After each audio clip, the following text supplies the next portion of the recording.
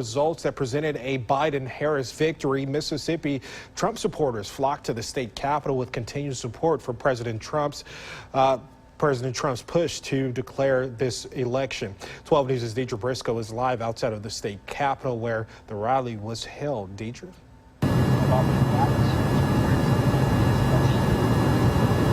President-elect Joe Biden and VP-elect Kamala Harris addressed the nation for the first time today, while Trump supporters under the banner Stop the Steal gave their opinions about the election results. A long re-election campaign has come to an end for Donald Trump, with Joe Biden projected as the 46th president. COVID-19 ushered in a new way of how some ballots were casted and counted. Neighbors who are in disbelief say, though the country has chosen the other candidate, they're not ready to give up. Democrats have said that, Nancy Pelosi has even said that they'll win the election even if they have to cheat. And who knows if this is truly what we're seeing or not.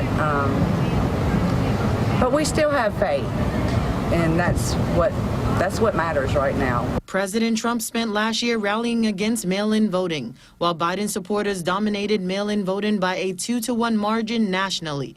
This helps explain why Trump led many swing states early on during election night. We're out here today to make sure that we voice our concerns to our state elected officials and our federal elected officials, so they can take that back to Washington and they can push and let them know that, hey, the people that we serve and that we work for are wanting a fair and balanced election. One political science professor believes the problem is lack of a national plan. He says a policy needs to be put in place that will promote a uniform protocol instead of 50 separate sets of election laws. We don't have a national policy on voting in a presidential election, electoral protocols.